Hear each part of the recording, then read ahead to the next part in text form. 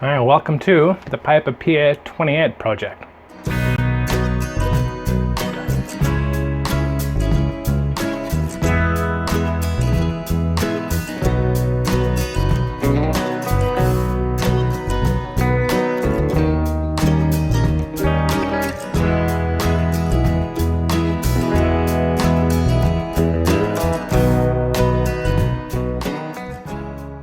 So my name's Ian Foltz. I'm the captain of this project right here.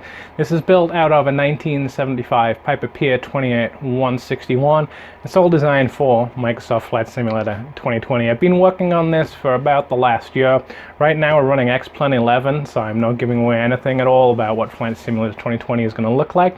But what I wanted to do is introduce this particular flight simulator because we're a couple of weeks away now from general availability of that Microsoft Simulator Flight Simulator 2020. In terms of being able to then start to see what it looks like. But this, like I say, is built out of a real-world aircraft. It's amazing what you can buy on eBay. And I spent the last year or so now converting this with a 12-foot curved screen, pair of projectors, laser cut and 3D printed, then Garmin G1000 units, flight controls, whole bunch of Arduinos, all kind of nerdy stuff. So wanted to kind of give you a little bit of a whirlwind tour of what it looks like inside the cockpit, what some of the controls are, some of the visuals, how this is actually all working. Then we'll go and do a quick test flight as well, so you can see what it looks like from the air. Again, this is all designed right now, running in X-Plan 11, but hopefully in just 2 or 3 weeks we can move all this over to Microsoft Flight Simulator 2020, and then we'll really get to see what some of those new visuals are going to look like. I think especially for general aviation aircraft, like what this Piper PA-28 would have been, that kind of low and slow where you're down on the ground, you really get to make the most of those visuals. I think it's going to look quite excellent. Certainly is also going to be a lot for airliners as well when you hear about altitude, or when you do make it down towards the airports. It'll look pretty cool too. We're on the ground here at Boeing Field, KBFI, so there's kind of a lot of ground traffic going around. But let's jump inside the cockpit, check things out, see what the controls are, and then go and take it up in the air. Alright then, so welcome inside the cockpit here. Lighting's maybe a little bit funny, so I can try and illuminate this a little bit. But I want to walk through some of the things that we have in here and explain. So originally, I had wanted this to be steam gauges, only because that's what came with the actual cockpit itself. It had the metal cut out where all the gauges would have been. And I built a Garmin GNS 430, a 530 unit, and I built a Bendix King transponder. I think it was the KS76C. And that worked okay when I started to come to actually making the steam gauges and the dials and servos and things like that. It was getting pretty complicated and just time consuming and fiddly. Some parts I was going to have to buy commercially, and it was really going to start to add up. What I really wanted though was more glass cockpit. So Garmin G1000 suite, going all the way back to Flight Simulator 2004 when the Cessna 172 first came with the G1000 suite. I always thought that was pretty cool. If I was going to fly, would I prefer the steam gauges, so it was a little bit more interesting stuff going on, or would I want more of a modern approach? And I went with more of a modern approach. So this may not be a stereotypical Piper PA-28-161. Some of the more modern 181 Mark IIIs I've certainly seen that have been retrofitted for G1000. I haven't really seen any 161. So again, we're taking a little bit of artistic license maybe here. But each of the G1000 units, they're hand-built and designed by myself. I've got a blog post put together that explains how all of that was done, how everything's wired up. On Thingiverse, I've got the files to do the laser cutting and the 3D printing, and on GitHub, I've got some of the Lua scripts that then run everything off the Arduino. So each Arduino is powered by each of the G1000 units is powered by an Arduino Mega, and then the audio panel in the middle here runs off an Arduino Nano. So I think in total I've got about 7 Arduinos throughout the cockpit, and all that runs off Air Manager. So that's another little commercial application. It's about 50 euros. There are alternatives. I prefer Air Manager. And so there you connect the Arduinos in.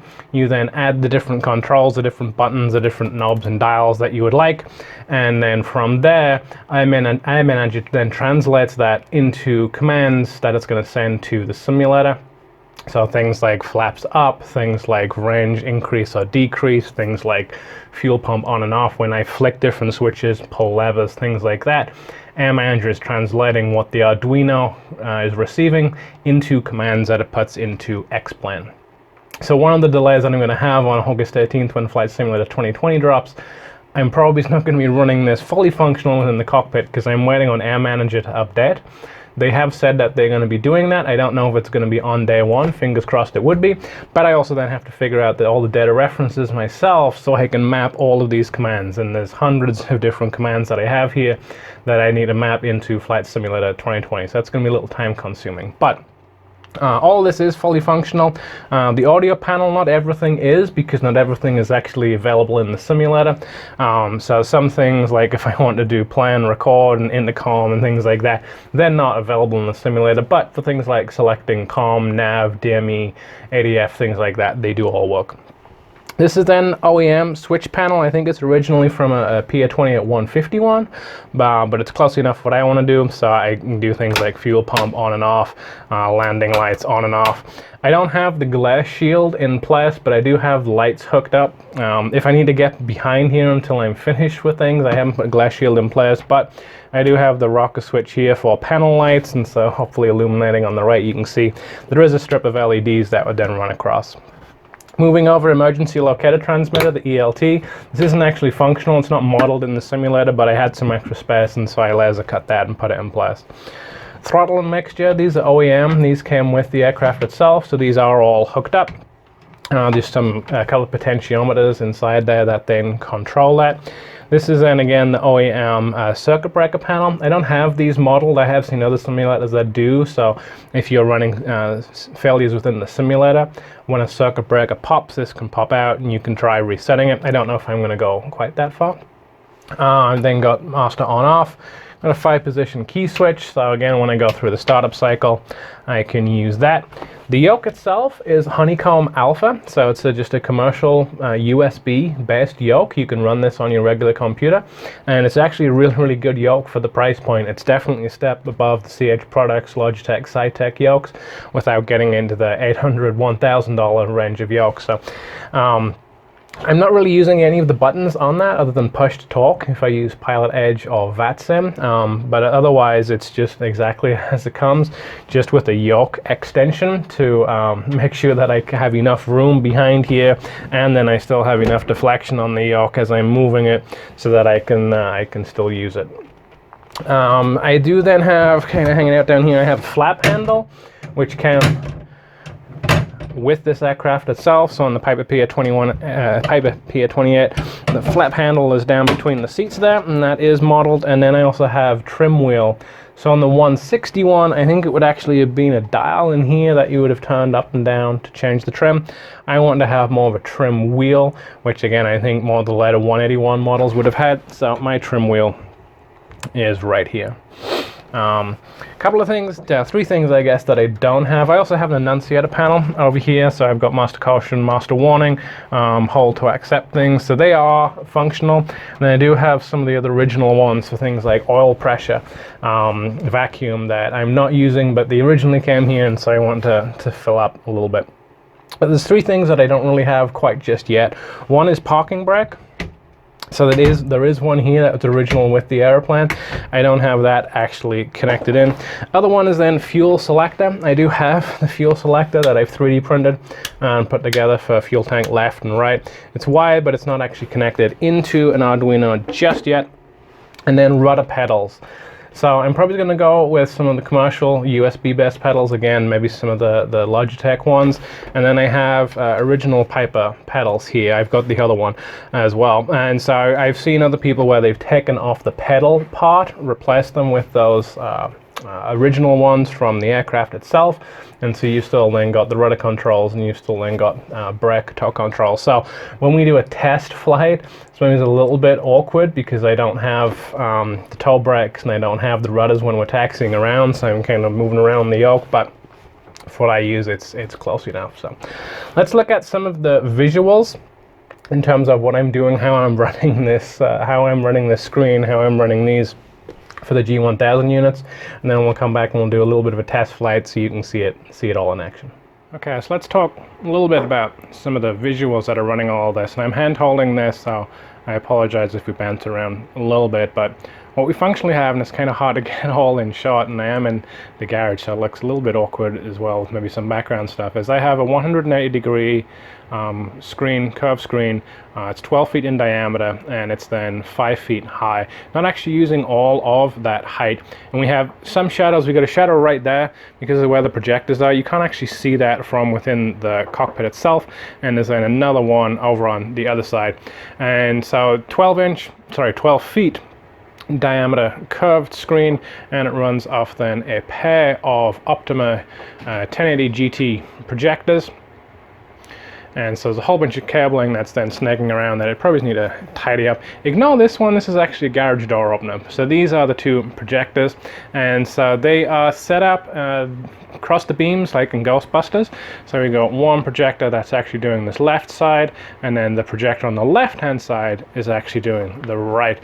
Looks a little bit weird actually on the video now that I see it. We've got a little bit of an overlap there, which isn't actually there in person, but for some reason the video picks it up. But anyway, those two 1080 GT projectors are then connected in to the computer, and we are then using Fly-Elise software to then blend that together. So the Fly-Elise software is a little bit expensive, so this is not something that you can kind of do on the cheap. That ran about 250 euros, I think, to be able to do that. But it does have some really cool features in terms of how you then set up the warping. But essentially you tell the software how large the screen is, the height of the screen, and things like that. And it does some calculations and it does some basic warping, but for the most part you're then still going in and adjusting each of the different contact points. And I'll try and flip over to that right now just so you can see what that would look like. Okay, so this is then Fly-Elise software, Immersive Display Pro, and so I'm using the USB dongle attached to this, which gives me, I think it's up to 4 different projector screens that I could run through this. But this is all set up now, and so as you can see, I've got the 2 displays on the bottom there, which are for those G1000 units, and then on the top I've got the NVIDIA software that's essentially just putting together a single display based on those 2 1080 GT projectors. And so it's already set up, it's already warped, and so this starts up automatically when Windows runs. Like I said, on the video you've got that weird bend right in the middle there, right behind Blue Angel 2. It's not actually visible in person, but this is what it looks like once it's all finished. The actual alignment part itself, this is what it then looks like. So again, it's a little bit weird in the middle there, just as it's trying to overlay the menu. See if I can try and move that out the way and try and do the video at the same time. Let's see if I can move it. There we go.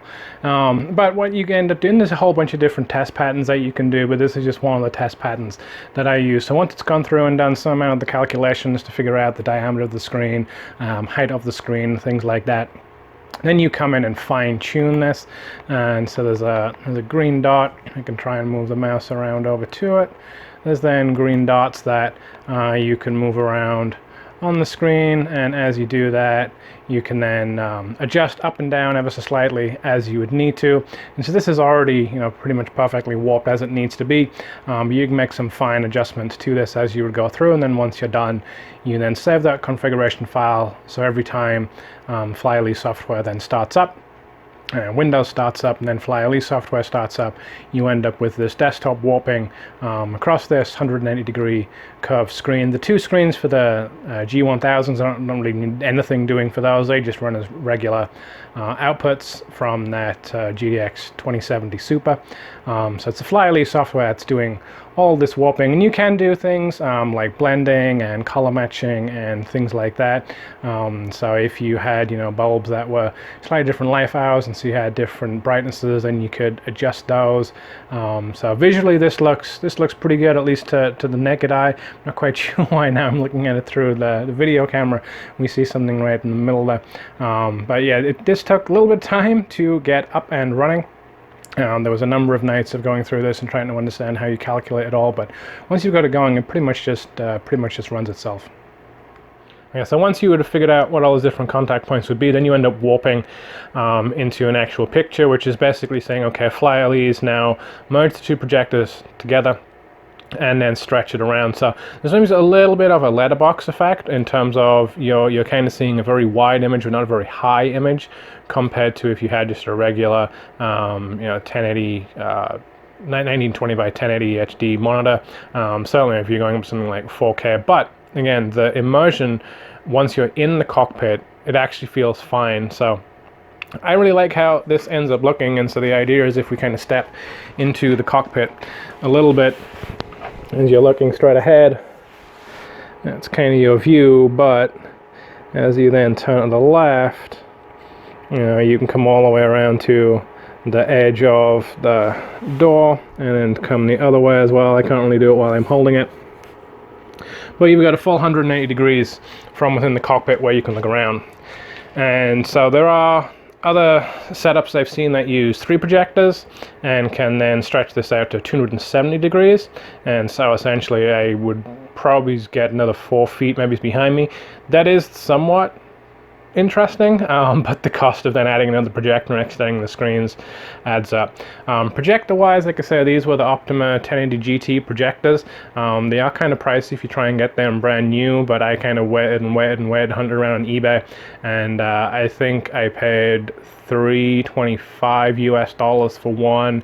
I think I paid $360 US for the other one, both with low lamp hours. So there are deals that do show up there.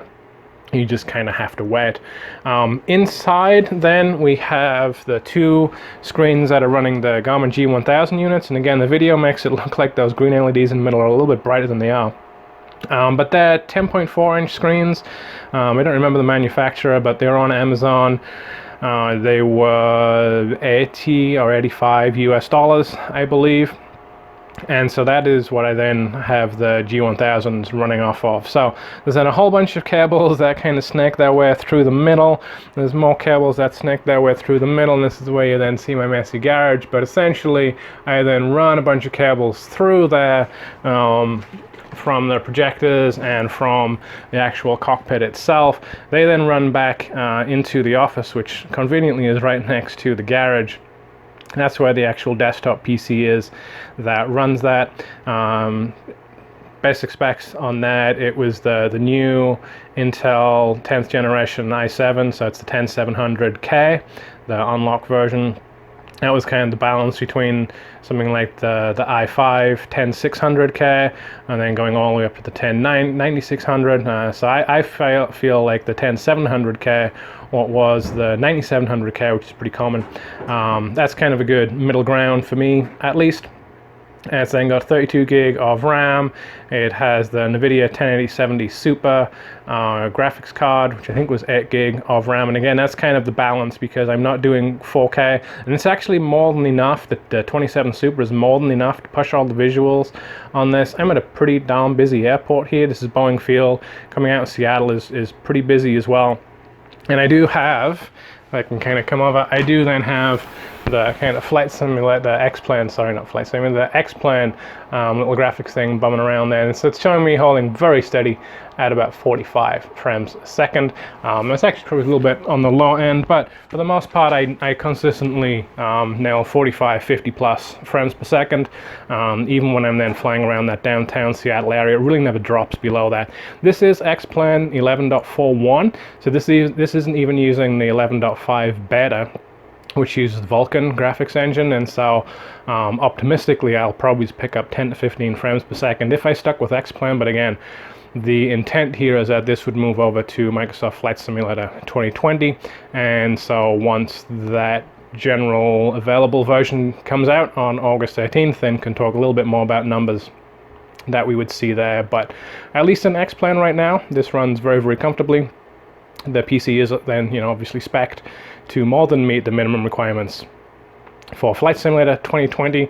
And again, because I'm doing essentially a pair of 1920 by 1080 projectors, I'm still not getting close to 4K on this. The 27 Super should be able to do it, because the 2 screens for the G1000s, they're doing almost nothing, and the rest of the PC with the amount of memory, and this is then one of the M2 SSD drives that's direct onto the system board as well. So This is a pretty well-equipped PC to handle all of this, water-cooled. There's really not that much more exciting that I can say about it. So they're the visuals. Essentially, it's a 12 feet, I keep saying 12 inch, it's a 12 feet curved screen running off a pair of 1080 GT projectors and then a pair of 10.4 inch screens for those G1000s. Alright, so I've got the lights turned off, so hopefully you can still see, but this is also the first time that I'm trying to record a video while also doing a flight, so we'll see how this works angle wise. But one thing I want to point out is that this is just for fun, this is for educational. I'm not a real world pilot, I'm not a licensed pilot, although I did do some amount of flight training a number of years ago before life kind of got in the way. This is just me kind of having fun. So as much as I said this is a full simulator, everything is modeled. I'm not necessarily following all the real world procedures. It's much more just what can I do to quickly get flying, especially on this first video. So I'm not doing things like moving radio frequencies between ground into tower and things like that. I'm not doing anything with pilot edge or VATSIM. This is just so that we can get up in the air, we can have a little bit of a look around Seattle and then come back in and land. So if I don't follow all of the complete real world procedures, like I said, don't try and use this for any real world training. A little bit of a disclaimer. And if you want to leave comments in the video to kind of point out some different things that I could be doing, feel free. But again, I'm not intentionally trying to make this a full flight using full procedures just yet. This is more just so you can see how things are going. So I do have somewhat of a procedure checklist. This is for the 161. I'm going to take a little bit of a liberty as we go through this. Again, just so we can try to quickly get up in the air. And this is more just so you can see what different controls that we have. So we'll come on, avionics, fuel pump on ready, lights, P-dot heat, some mixture. Open up the throttle a little bit. Okay. And then clear prop, and a little bit more. Come on, think about it. There we go. And so this is assuming that we've done some kind of pre-flight checks that we would have been doing outside of the airplane. Again, if this was a real plane running, so fuel pump off.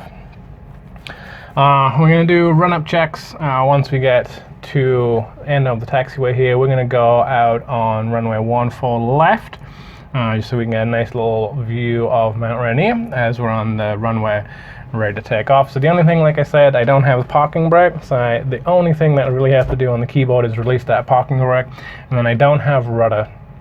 So when we're on the taxiway and when we're taking off, it's a little bit awkward trying to use the yoke, but we'll do the best that we can. So release parking brakes.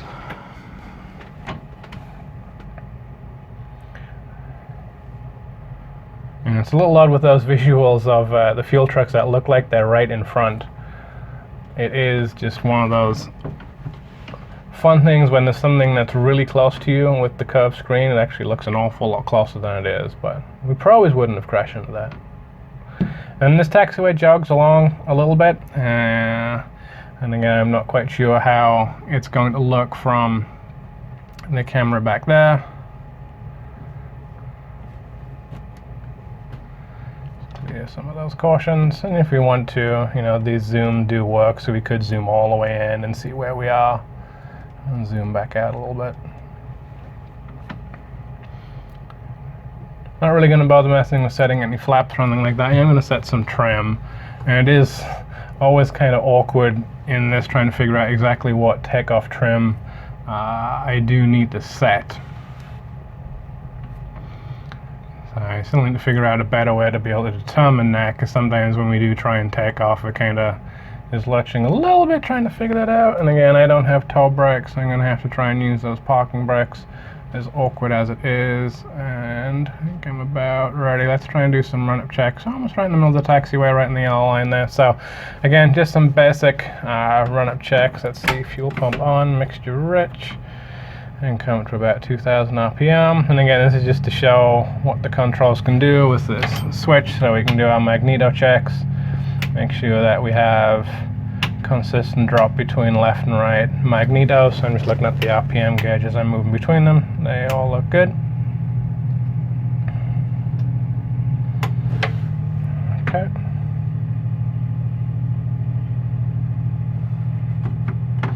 Oh, we'll come back, lean that a little bit, bring it back to about 1,000 RPM.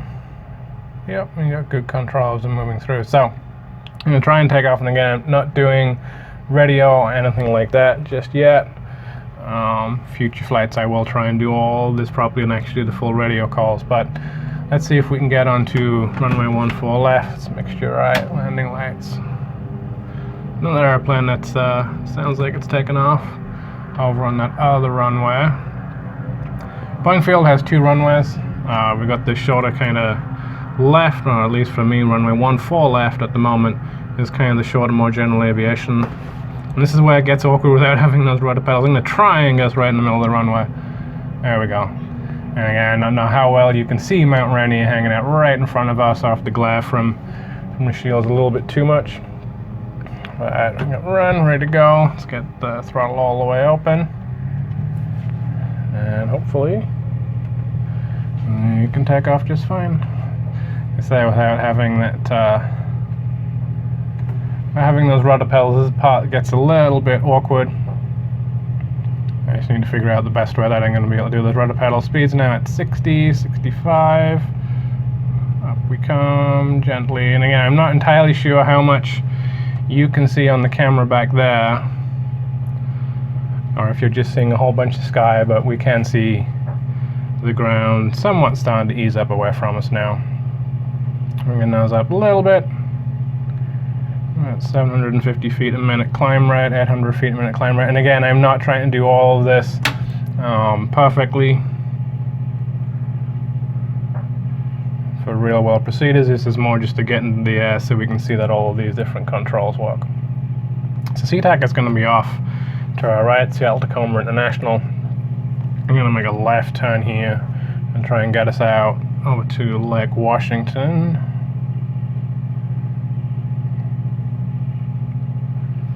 You should be able to see Renton Airport just a little bit there at the far end of Lake Washington.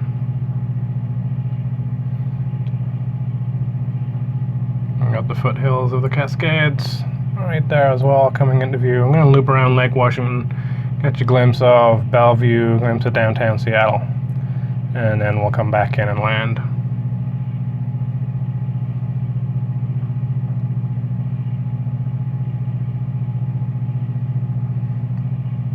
And again, all of this is operational if I want to do things like declutter the map as much as I wanted to. And again, we can zoom all the way in, we can zoom all the way out if we wanted to. It was Bellevue, looping back around now, Mercer Island. If we wanted to, we could do things like flight plans. We can set destinations wherever it is that we want to go. You turn around here, now we're coming into view now of downtown Seattle. And I'm going to try, I think you can just about see out the left window for how I had set up the camera shot, so I'm going to try and keep Seattle on that left hand side. Just trying to figure out a little bit of trim here. And there's a little bit of shadow from the projectors. That's kind of casting a little bit of shadow on the front side. The view's maybe a little bit cut off on the camera because the camera's a lot further back than I'm sitting where I'm sitting. I'm really not getting my view cut off, but we've got Mariner, again, I'm trying to keep it in view. We've got Mariner Stadium, Seahawks Stadium down there, best ball football, and the actual Seattle docks themselves. Let's see if we can find the Space Needle. Now on the right, we've got Lake Washington.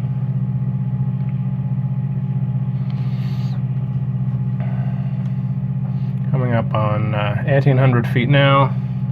And again, I know that this is not at all really following exactly what all the airspace restrictions would be around Seattle. Just trying to quickly get up to speed, get up to altitude, and do a little bit of sightseeing, and then come back in. So please don't try and do this in the real world. You'll have all kinds of air traffic controllers yelling at you for trying to do this.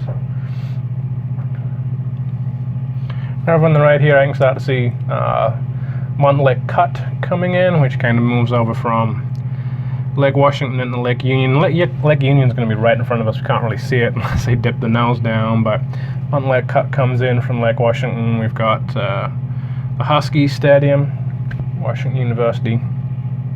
And the football stadium over here on the right, although I don't think that's going to be in camera view. Montlake Cut comes around Lake Union, and it goes out through Ballard Locks, which is just about peeking over on the left-hand side. Again, not sure if you can see it. So I'm just kind of keep us at about 1,800 feet now, I think, because I want to circle around. I think if we get too much higher up, then you'll start to be able to lose some of the visuals. So let's come down a little bit low, maybe it's even than 1,800. Well, there's the Space Needle off on the left. Down to 1,600, 1,500 feet almost. So Space Needle coming up on the left, and again we can see out over the Puget Sound.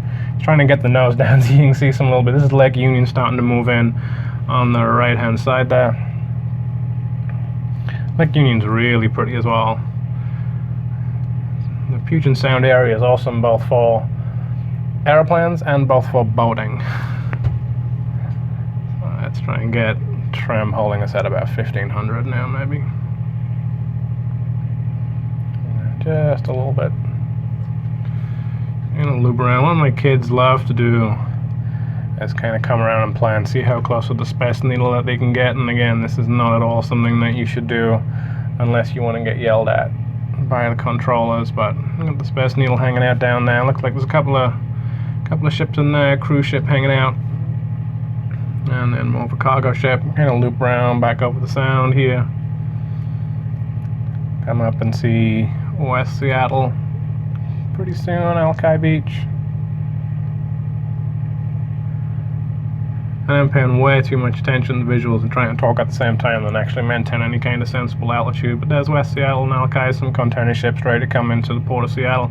And drop down a little bit because I know really quickly we're already going to be back on Boeing Field. So again, try and juggle all of this. And there's the stadiums. Kind of already missed the downtown area, but there's the stadiums coming into view now. CenturyLink Field for the Seahawks, and T-Mobile Park now, I guess, for the Mariners. Like I said, it's really quick. We got Port of Seattle off here, but we've already got Boeing Field right in front of us. This moves pretty quick trying to do this little circuit. We got Mount Rainier, and then give ourselves a little bit of flaps as well.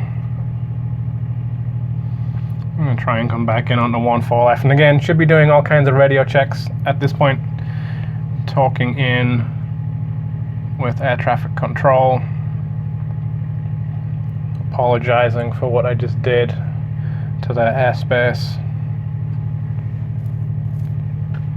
Again, I haven't set anything in terms of heading, but if I wanted to, I can set heading, and the heading bug would move around for the different runway that would be going on to. I could set altitude as well, so let's put us at 500 feet and give us a warning. So again, all those kind of controls are fully functional. I'm probably a little bit too low because I've been playing around too much and talking. And again, it does get a little bit awkward with the visuals. I'm not quite sure how it's going to be looking on the camera there, but I'm trying to come on the 1-4 left, and I haven't quite got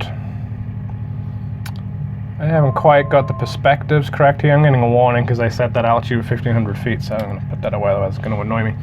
But I haven't quite got the perspectives just right in terms of being able to see the runway. So as we come in, the runway almost disappears in front of us. So I come in probably a little bit low so that I can make sure that I'm lined up. And then when I kind of lose sight of the runway, I at least know that I'm on track. And I have to pick a little bit of altitude to make sure. So this part is a little bit awkward. I have kind of played around with the perspectives best that I can. Give myself a little bit more flaps. And anyway, it's on. So we are kind of bucking around all over the place here, trying to get ourselves lined up. If I was doing a little runway like this, if I was on the right runway, 1-4 right, I can see a little bit better, a little bit of a longer runway. But we've got 4 or 5 off there on the left. We've got the railroad tracks there off on the left. Never usually that many trains actually on there, but again, I got a lot of ground traffic turned on just so that it looks kind of fun. But it's not normally that many trains that are going around.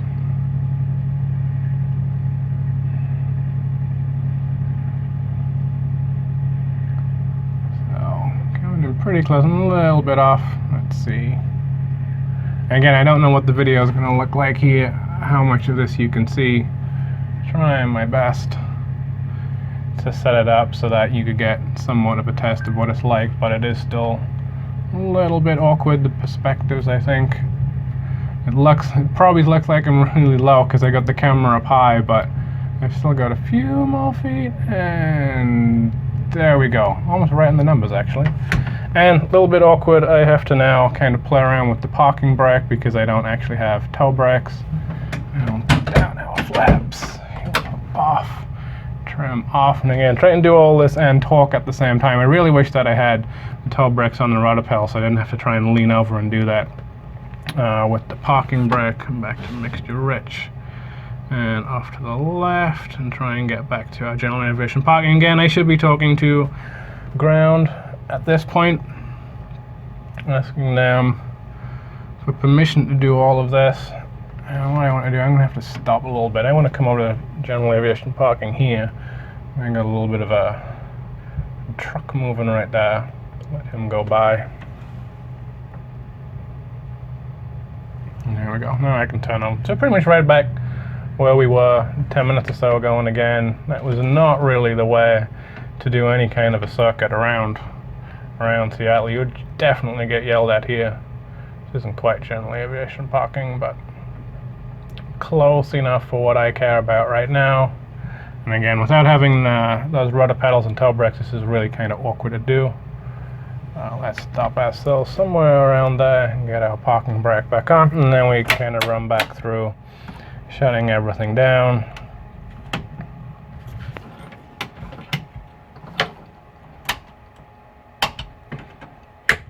So, not a complete perfect flight by any means in terms of how quickly things go on the first time that I'm trying to talk through what I'm doing and do video and point out a little bit of sightseeing along the way, but that is kind of a very quick whirlwind of how the simulator actually works and some of the visuals as you're flying around. Really excited to see what Flight Simulator 2020 is going to look like in this. Once I have all the controls mapped in visually, I know what it looks like, but in terms of being able to do some of the controls, even though I didn't really do it, it does add an awful lot. And so again, launch day, maybe I'll get it installed, take it out just using the honeycomb like I did there, prep the engines running, and then just go, and then use some of the keyboard controls until I can get everything mapped in. It does get a lot more exciting once you can do those kind of full radio controls as well, and you can use live controllers on Pilot Edge or VATSIM. So hopefully we'll get to some more videos using stuff like that, but this is at least a quick intro to what a flight looks like within this Piper PA-28. Alright, now thanks for the magic of video. Hopefully we should be back on the ground, having seen that little bit of a test flight, look around inside the cockpit, some of the visuals. So again, hopefully you'll subscribe to the channel and follow along. I'm going to do a lot more videos. I did some pictures and videos kind of along the way. I was going on some of the build stuff, so I think the next couple of videos probably are going to be looking at how some of these things are put together, especially those G1000 units, because they're kind of pretty interesting and really what the main impressive things I think about the simulator. But do subscribe, follow along, let me know what you're thinking so far. Again, this is not meant to be a complete full immersion flight simulator using all real world procedures. This was just a quick fun flight where I'm just getting up into the air quickly. In future flights I will start to go through checklists properly, talk out what I'm doing properly, do all the radio, things like that, and then we can also play around and do things like actual navigation approaches as well, depending on what we want to do. Try and do some cross-country flights as well. Some of that I'm probably going to, like I say, hold out for Microsoft Flight Simulator 2020 just so we can get some of those extra visuals. We're just 2-3 weeks away. But at least this has been a good introduction to what this Piper PA-28 project is. I hope you've enjoyed it. Thanks for watching, and we'll see you again soon.